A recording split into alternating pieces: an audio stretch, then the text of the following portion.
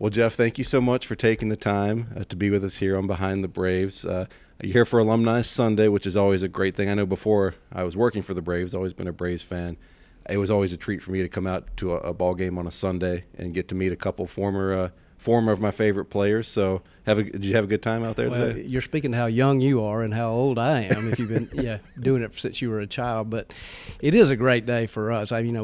We're out grinding, working, doing other stuff, beyond our career, and to get up here and get to sign autographs and meet fans again, it's special. It really is a fun time for us, and enjoy doing it every year. All right, well, here, I'll tell you this. This is a little self-indulgent, but I'm going to do it anyway. When I first became a Braves fan, like a lot of people of my age, I grew up in Virginia, TBS. The Braves were the only thing that was the only team on, so I could watch the Braves every night. And in the South, team of the South. So in 1991, I just started becoming old enough to even be aware that there are sports teams and there are baseball teams I can follow, and started watching the Braves every night. So, and then somebody at school told me, oh, there's this thing called baseball cards. You can collect baseball cards. Oh, okay. So my mom went with her to the mall one day, went to the store, bought a big box of cards that were just all mixed and matched cards. Didn't know what you were getting. But I was, of course, looking for Braves baseball cards. And I believe the very first card I pulled out there that was a Brave that I still have at home was this 1991 Jeff Treadway Fleer card. And for anybody that's listening, the Fleer 91 cards are they're very bright yellow, and they stick out. And then you're making the old school poses are my favorite. So I don't know if you've ever signed a few of these over the years. I'm sure you have, but well, again, you're speaking to how young you are and how old. And those cards are yellow because they've aged, not so much because. No, come on now. But that was, that back then, the cards and the rookie cards and stuff like that you would collect were, just really had some value, or at least it was of a lot of interest with fans. And so, over the years there was, each player probably had 20 or 30 different cards that were out there in each team and all that. And they'd come through and take those vintage photos, out in spring training or in San Francisco or wherever. And it was just a thing. And I'm not sure how popular they are now, but back then they were really a big thing. So. Yeah, it was a big deal. At the school, we would trade them. I got hosed in a deal for I gave away some G.I. Joes and got a couple cards, and then I hosed the kid back later, so it's all good. But it's fun. Yeah, it's fun. So I wanted to talk about you. So you're born in Georgia, right? Columbus, Georgia? Columbus, yeah. Okay, were you a Braves fan growing up, and how did you first get interested in baseball? Oh, absolutely. Yeah, I'm like you, but 20 years before, my dad and I every night, every day, WTBS, watched Braves baseball.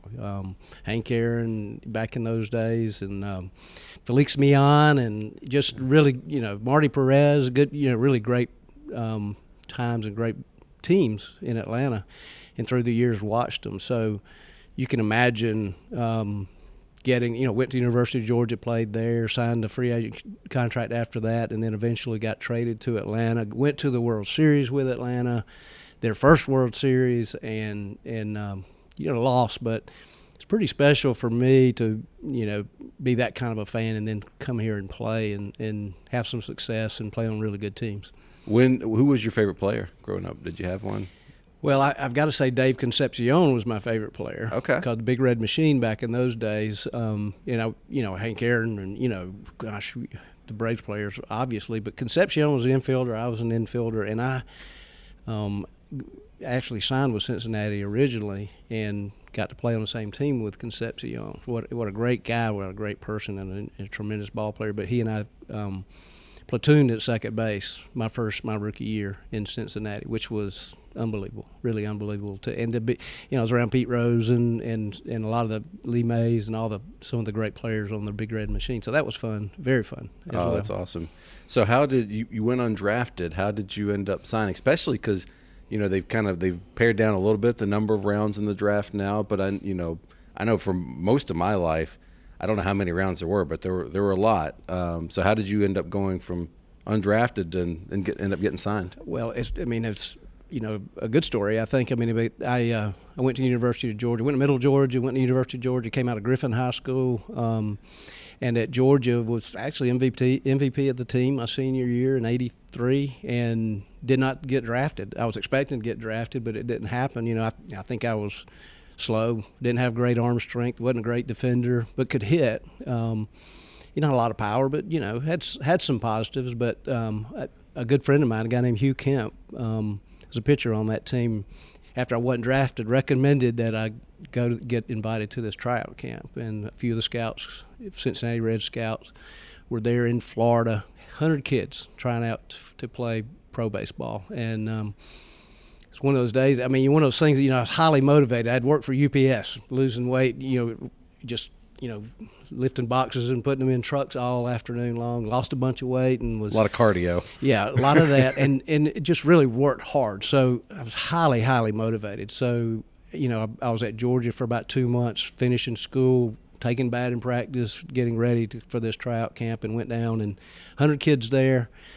I had 2 great days. I had 5 for 7 in the 2 games we played, made a couple of diving catches, and just – it all just fell into place, and ended up signing. I signed for a pair of cleats and a baseball glove. Is that true? Yep, they're very true. Myself and one other guy signed, a left-handed pitcher signed that day, and I can't remember his name. He didn't make it to the big. I know he played up as far as AAA, but yeah, I got after I signed, I went straight to high A because I was older and just had a good year in the Florida State League. 4 years in the minor leagues, and then made it to the big leagues. So it was I'm very blessed, but I'm very thankful that I was smart enough to really change, to start working harder, to put forth more effort, and to really dedicate myself to something. And when you're that age, you just kind of live in life. But it really opened my eyes, especially those hours working for UPS. Oh, I'm sure. Yeah.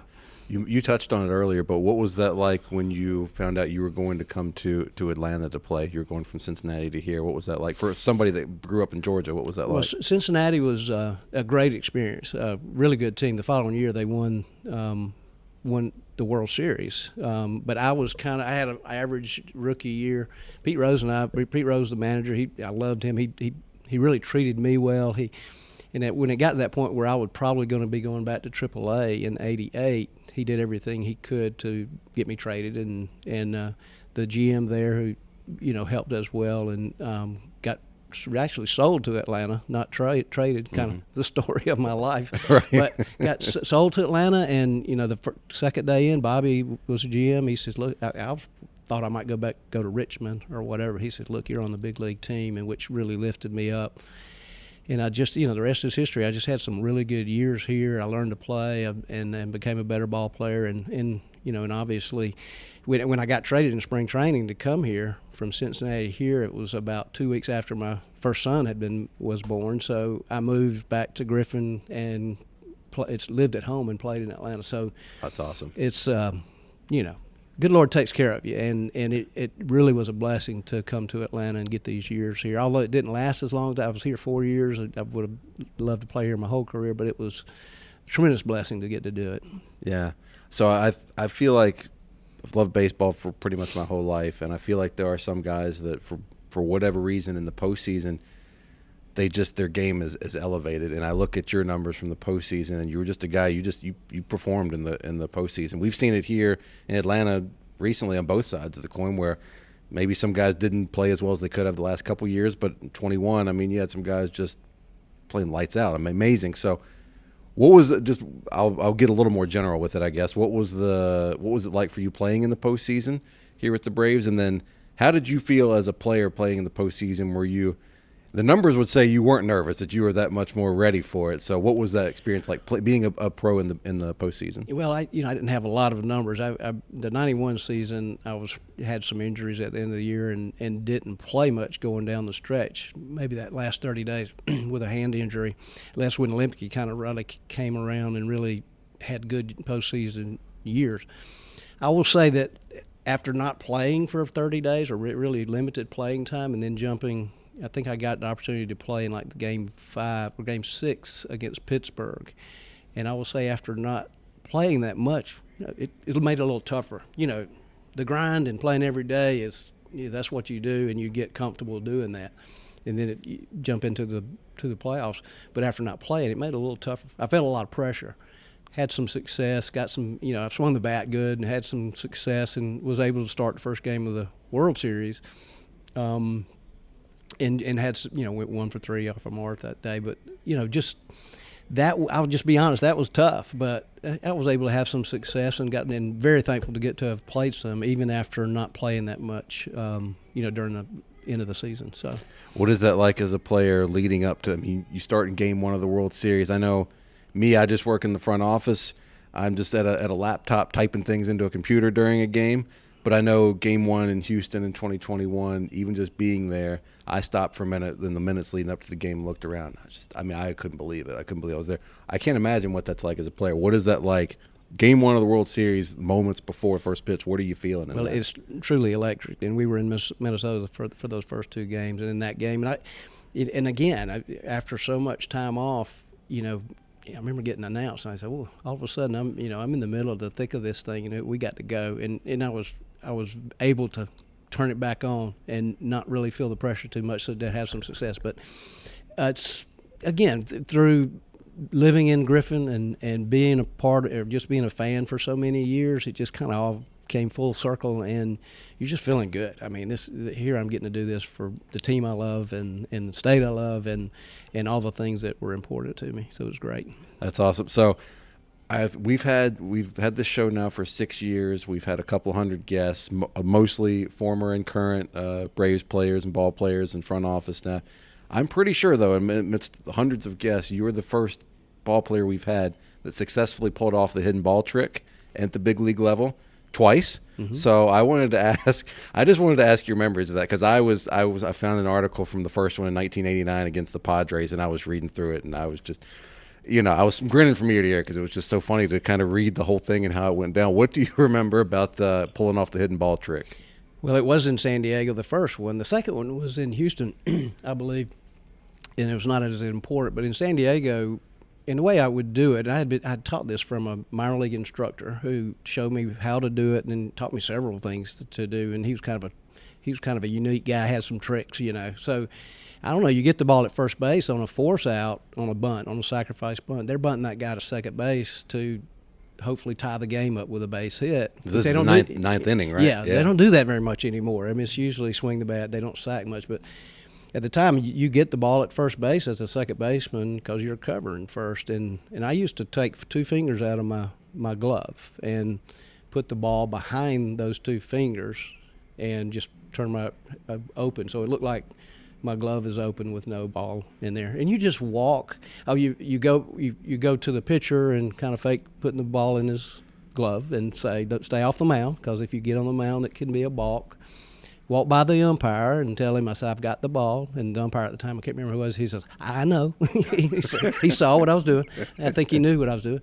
And then you walk over, and hopefully the guy that's on second will, step off the bag and you tag. And he did, and tagged him out, and the next guy flied out, and the game was over. So that was second out. Next guy flies out, and the game was over. And nobody knew what had happened. The fan. It was the first game of a doubleheader, and the game was over, and nobody knew why. And so the announcers explained to everybody what had happened. And so I come out in the second game, hitting second, and I don't like getting booed, but it was tough.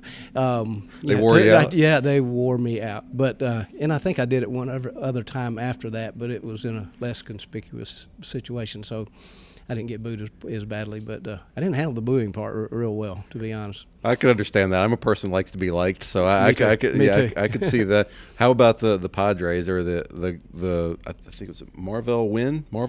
I believe I might be. I wasn't going to say any name. Okay, I said it. I said it. Yeah, but were the Padres mad at all, or it's just part of the game? Yeah, I think Bush is the word. So something that's maybe not the right way to do things, but I get, and some people may have said it was Bush League or whatever, but in this instance, I had a lot of people say, "Look, you're trying to win a game. You won that game, and you do what you do." But and I think people knew that I knew how to do it, and I would have players along the line after that, check to see if I had the ball in my glove, if they were standing on base next to me and stuff like that. But after getting booed that much, and I didn't know that was going to happen, I kind of just put that on the shelf. Yeah. Well, I think you're trying to win a game, and baseball is a game where you got to always be paying attention constantly. So Yeah. I don't think it's bush league. I think it's awesome personally. Well, thank you. Yeah.